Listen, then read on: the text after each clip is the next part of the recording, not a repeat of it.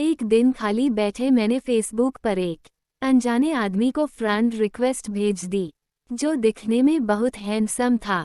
उस आदमी ने उसी रात फेसबुक पर मेरी भेजी फ्रेंड रिक्वेस्ट एक्सेप्ट कर ली। तुम्हें पता है कि तुम इस साड़ी में कितनी खूबसूरत लग रही हो, उसने मैसेज किया। थैंक्स, मुझे भी तुम्हारी डीपी अच्छी लगी। इसी तरह हमने बातें करनी शुरू कर दी। मुझे पता था कि वह 39 साल का शादीशुदा आदमी है, जो 2 बच्चों का बाप भी है। इन सब चीजों के बाद भी हमने अपनी बातें शुरू कर दी। इतना ही नहीं, हमने अपना नंबर भी एक दूसरे के साथ बदल लिया। देखते ही देखते हम एक दूसरे के करीब आ गए और एक दूसरे के बेस्ट फ्रेंड बन गए।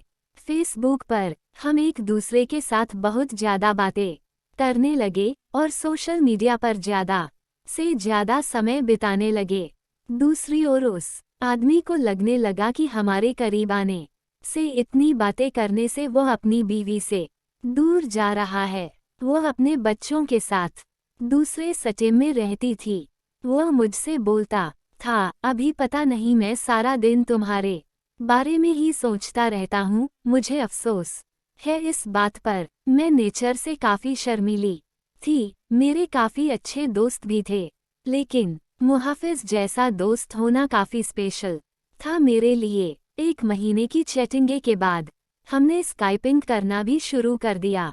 हम उस पर बातें कम और एक दूसरे को घंटों निहारा ज़्यादा करते थे। एक रात वह मेरे साथ वीडियो कॉल पर था।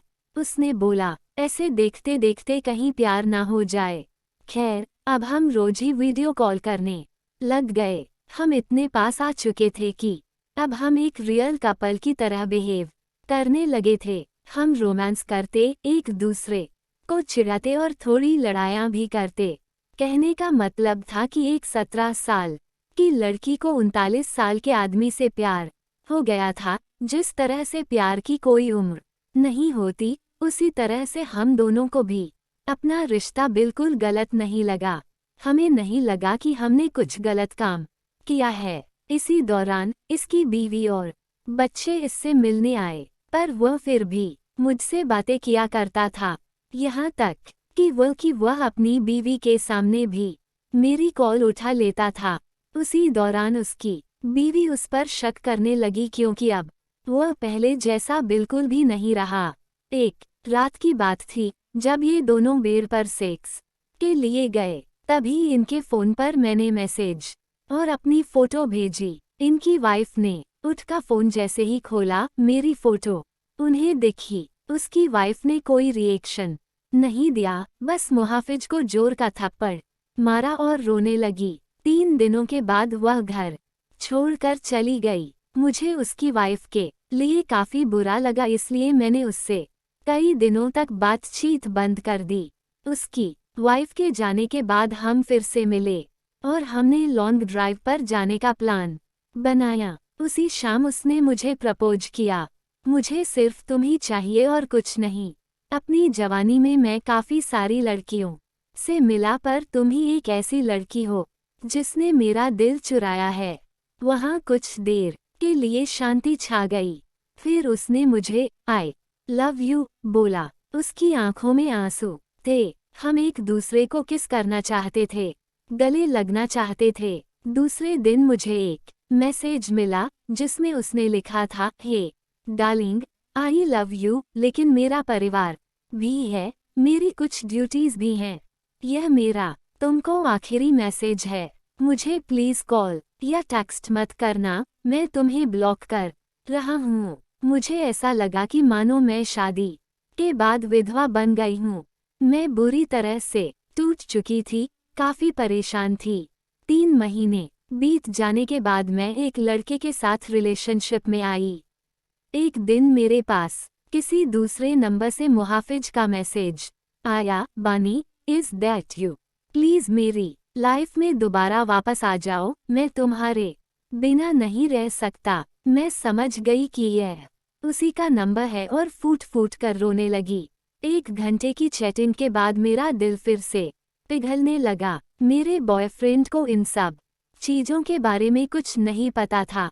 मैंने उससे सब कुछ छुपा कर रखा था। मैंने उस पूरी रात केवल मुहाफिज से बातें की। एक दिन मुहाफिज ने मुझे अपने घर पर लंच के लिए बुलाया था। मैंने हाँ कर दी और चली गई। घर जाकर मैंने देखा कि वह खाली था और वहाँ केवल मुहाफिज के कोई नहीं था। उसने मुझे अंदर बुलाकर फ्रेश होने के लिए बुलाया। उसने ढेर सारी बातें की और खाने की टेबल सजाई। मेरे लिए ये सब नया था। मैं केवल इधर उधर देख रही थी। तभी अचानक मैं जैसे ही पीछे मुड़ी, उसके होंठ मेरे होंठ पर थे। हम एक दूसरे को किस करने लगे। मैं गई, वह कौन है और मेरी उम्र कितनी है। वह पहला टाइम था जब मैं किसी के साथ सेक्स कर रही थी, वो भी ये जाने कि हमने प्रोटेक्शन ली है या नहीं। तभी मुझे दर्द का एहसास हुआ और मैंने अपनी वर्जिनिटी उसे दे दी, जिससे मैं बेहद प्यार करती थी। मैं उसी दर्द भरी हालत में घर वापस आ गई। दूसरे दिन मुझे काफी अच्छा महसूस हो रहा था। अब मुझे पूरी तरह से एहसास हो चुका था कि वह मुझे कभी नहीं छोड़ेगा। अब मैं प्यार पाने के लिए इतनी ज्यादा एक्साइटेड नहीं थी। वर्जिनिटी खोने के बाद मेरी सोच काफी बदल गई। मैं एक औरत बन चुकी थी। उस दिन मुझे पता चल चुका था कि प्यार का असली मायना क्या होता है। एक दिन मैंने अपनी फीलिंग्स के बारे में मुहाफिज को बताया और बोला कि मुझे हमेशा के लिए छोड़ दे। उसने कहा कि कोशिश करेगा। धीरे धीरे मुहाफिज का नाम मेरी जिंदगी से मिटता चला गया। मैंने उसका नंबर डिलीट कर दिया और उसने भी मुझे ब्लॉक कर दिया। मैंने फिर उसे कभी ट्रेस करने की नहीं सोची, लेकिन उसकी यादें आज भी मुझे डराती हैं।